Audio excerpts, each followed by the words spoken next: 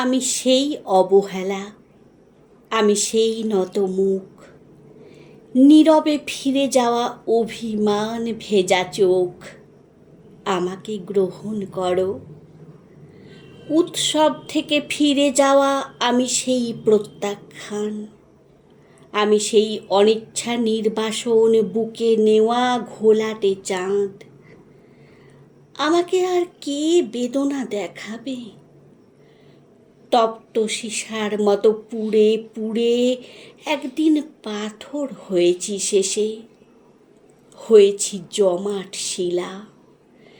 তবু সেই পাথরের অন্তর থেকে কেঁদে ওঠে এক রাশ জলের আকুতি।